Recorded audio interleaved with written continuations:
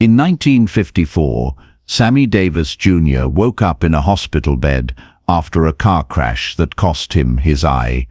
A rabbi he'd never met was sitting beside him, reading from the Torah. What that rabbi said in the next 5 minutes would change Sammy's life forever. And 6 years later, in 1960, it would cost him half his fans when he made an announcement that shocked America. "I am converting to Judaism. Being black in America was already hard enough." But Sammy chose to become a double minority, and the backlash was immediate and brutal. It was November 19th, 1954. Around 3 in the morning, Sammy was driving from Las Vegas to Los Angeles on Route 66. He was 28 years old, at the beginning of what would become one of the most successful entertainment careers in American history. But that night, exhausted from performing, he fell asleep at the wheel. His Cadillac slammed into the back of a slower-moving car. The impact drove the car's pointed cone-shaped horn ornament through the windshield and directly into Sammy's left eye. When he woke up in the hospital, the pain was excruciating, but worse than the physical pain was learning what the doctors had told his family. They'd had to remove his left eye completely. It was gone, and with it, everyone assumed, was his career. How could a dancer perform without depth perception? How could an entertainer work with one eye? Sammy spent the next 2 weeks in that hospital bed, sinking into a depression darker than anything he'd experienced in his life. He was 28 years old, and he believed his life was over. On the 3rd day of his hospital stay, a man Sammy had never met walked into his room. He was wearing a dark suit and a yarmulke. He introduced himself as Rabbi Max Nussbaum from Temple Israel of Hollywood. "I don't know any rabbis," Sammy said, confused and still in pain from the accident. "Because you need someone to talk to," Rabbi Nussbaum replied simply, "and I have some time." For reasons Sammy couldn't quite explain later, he didn't ask the rabbi to leave. Maybe it was loneliness. Maybe it was desperation. Maybe it was just that Rabbi Nussbaum had kind eyes and a calm presence that made the hospital room feel less terrifying. The rabbi pulled up a chair and sat down. "May I read to you?" he asked. "From what?" "The Torah." Sammy had grown up Baptist.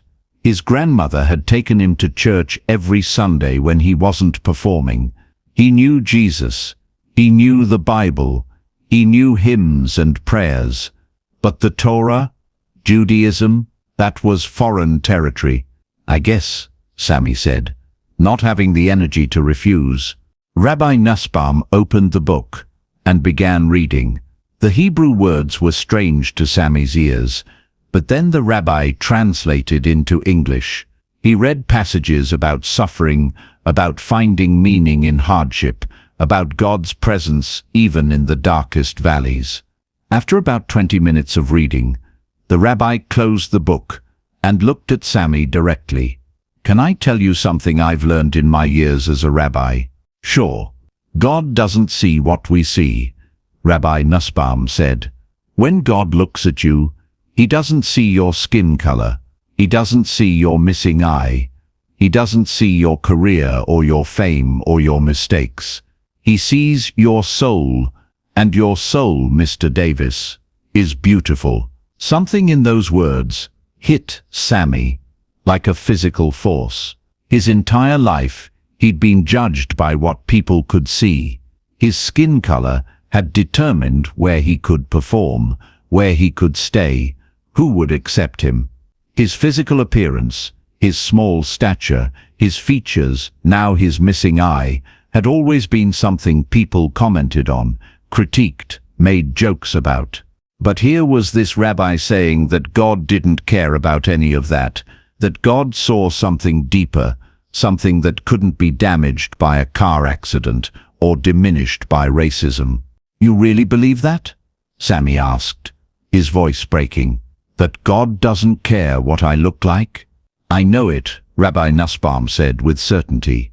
In Judaism, we believe that all people are created b'tselem Elohim, in the image of God, not because of how we look, but because we all carry a divine spark. You carry that spark, Mr. Davis. The accident didn't take it away. Nothing can take it away. Sammy started crying. Not the quiet tears he'd shed when the doctors told him about his eye, but deep, wrenching sobs that came from a place he didn't even know existed. All the pain of growing up black in a racist America, all the times he'd been made to feel less than human, all the fear about his future, it all came pouring out. Rabbi Nussbaum didn't try to stop him or comfort him with empty platitudes. He just sat there, present, letting Sammy release everything he'd been holding inside. When Sammy finally calmed down, the rabbi said something that would stay with him forever. The Jewish people know something about suffering, Mr. Davis. We've been persecuted for thousands of years, but we've also learned that suffering can lead to understanding, that pain can create compassion. That being an outsider can teach you to see the humanity in other outsiders. Is that why you came to see me? Sammy asked. Because I'm an outsider? I came because everyone is worth visiting, the rabbi said. But yes, I thought you might understand some of the things I've learned about faith, about resilience, about finding God, not despite the hardship, but through it. And over the next 2 weeks, Rabbi Nussbaum visited Sammy almost every day. They talked about theology, about history, about the parallels between the black struggle and the Jewish struggle. They talked about identity and faith, and what it means to belong to a community that the world often treats as less than fully human. Sammy devoured every conversation. For the first time in his life, religion felt like something alive and relevant, not just a set of rules or rituals from his childhood. Judaism's emphasis on questioning, on wrestling with God, on finding meaning through struggle, it all resonated with his own experience. But when Sammy left the hospital, he didn't immediately convert. He had a career to rebuild. He had to learn how to perform again with one eye. And frankly, he wasn't sure if what he'd felt in that hospital bed was a genuine spiritual calling or just the desperation of a man facing his own mortality. Over the next 6 years, Sammy continued to study Judaism. He read books. He attended services at Temple Israel. He met with Rabbi Nussbaum regularly. He learned Hebrew. He studied Jewish history and found painful parallels to African American history. A people scattered, persecuted, forced to fight for their humanity, again and again. And slowly, over those 6 years, Sammy came to a decision. This wasn't about abandoning his Baptist roots or his black identity. This was about finding a spiritual home that spoke to who he was at the deepest level. In 1960, Sammy Davis Jr. formally converted to Judaism. He underwent the traditional conversion process, including appearing before a rabbinical court, because he'd been circumcised as an infant, undergoing the symbolic ritual of Hatafat Dam Brit. When he publicly announced his conversion, he thought people would understand. He thought they'd see it as a personal spiritual journey. He was wrong. The backlash was immediate and overwhelming. From the black community, the response was anger and betrayal. "You're abandoning us," they said. "We're fighting for civil rights, for equality, for justice, and you're running away to join another minority group. You're turning your back on your people." Black newspapers ran articles questioning his motives. Some called him a traitor. Others suggested he was mentally unstable. The sentiment was clear. In a time when black Americans needed to stand united, Sammy's conversion was seen as a betrayal of that unity. From the Jewish community, the response was skepticism. Is this real? Or is it a publicity stunt? People wondered, a black entertainer converting to Judaism. It's too convenient, too attention-grabbing. Some rabbis publicly questioned whether his conversion was sincere. Temple members worried that he was using Judaism as a way to seem more exotic or interesting to audiences. And from the general public, especially white America, the reaction was often mockery. He's a black Jew? What's next? A Catholic Buddhist? Late-night comedians made jokes. Newspaper columnists wrote sarcastic pieces. The idea that someone would willingly take on a second marginalized identity seemed absurd to many people. The hate mail started arriving within days of his announcement. Letters filled with slurs, racial and religious. Death threats became so common that Sammy had to hire additional security. Some venues cancelled his bookings. Radio stations stopped playing his music. Sammy's manager told him to renounce the conversion, to say it was a mistake, to go back to being just black, as if that wasn't hard enough. His accountant showed him the numbers. Ticket sales had dropped by nearly half. His earning potential had been cut drastically. Even some of his closest friends didn't understand. "Sammy, why?" Frank Sinatra asked him one night. "You had enough problems being black. Why add to it?" "Because it's true, Frank," Sammy said. "Because when I study Torah, when I observe Shabbat, when I pray in Hebrew, I feel closer to God than I ever have. And I'm not going to hide that or apologize for it, just because it makes people uncomfortable." "But the death threats."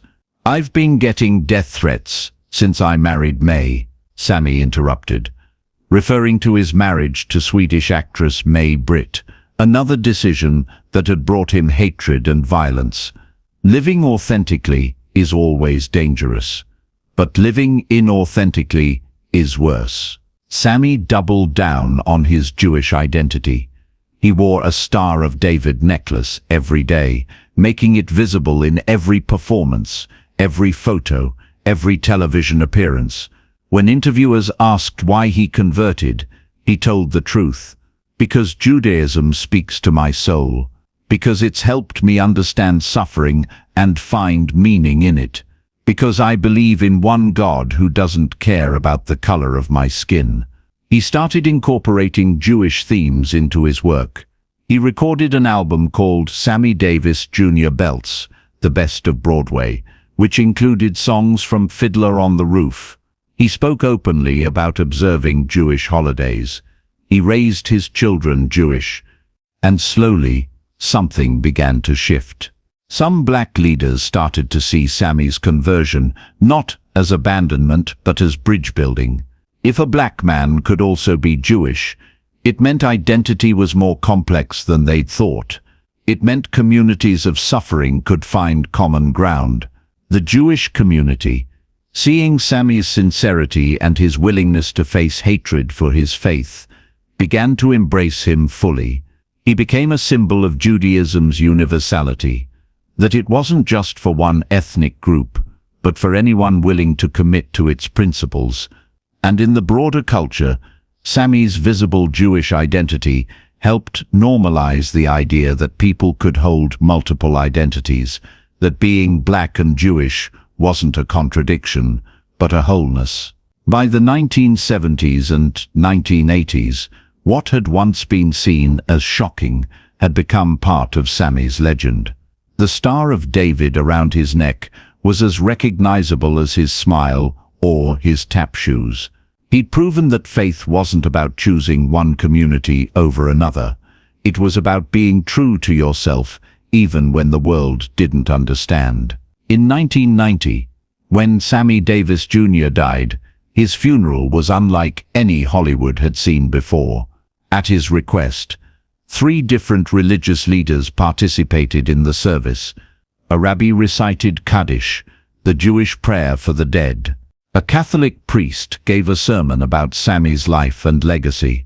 A Baptist minister led the congregation in singing hymns. 3 faiths, united at one man's funeral: Protestant, Catholic, and Jewish leaders standing together, honoring a man who had refused to let anyone put him in a single box. Frank Sinatra, giving one of the eulogies, said something that captured what Sammy's conversion had ultimately meant. Sammy didn't convert to Judaism to run away from being black. He did it because he believed that God was bigger than any one tradition, and that faith should unite us, not divide us. He showed us that you can honor where you come from while also embracing where you're going. And he proved that the courage to be yourself, completely and unapologetically, is the greatest gift you can give the world. Rabbi Nussbaum, now elderly and frail, also spoke at the funeral.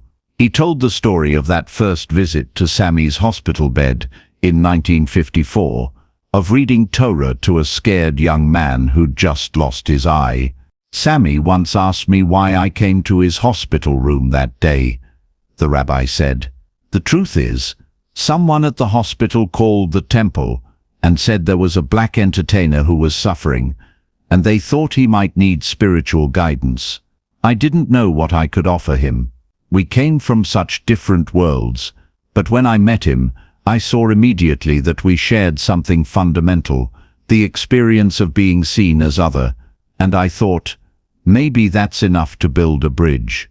He paused, overcome with emotion. That bridge lasted 36 years, and it taught me that God's love is bigger than our categories. That faith is about connection, not separation. Sammy taught me as much about Judaism as I ever taught him, because he showed me what it looks like to choose faith over fear, authenticity over acceptance, truth over comfort. The rabbi concluded with a prayer in Hebrew, and as he spoke, Frank Sinatra stood up. Then Dean Martin, then Catholic, Protestant, Jewish, and secular mourners all stood together, united in honoring a man who had taught them that diversity wasn't a threat, it was a blessing. Today, Sammy Davis Jr. S grave at Forest Lawn Memorial Park has two symbols carved into the stone, a cross and a Star of David, not because he was confused or uncertain, but because he understood that faith was expansive enough to honor all the parts of who he was. If this story of spiritual courage, choosing authenticity over comfort, and building bridges between communities moved you, make sure to subscribe and share this with someone who needs to hear that being yourself, fully, completely, without apology, is worth whatever cost it brings. Have you ever made a choice that people didn't understand, but that you knew was right? Share your story in the comments below, and don't forget to ring that notification bell for more incredible true stories about the legends who showed us that true faith has room for everyone.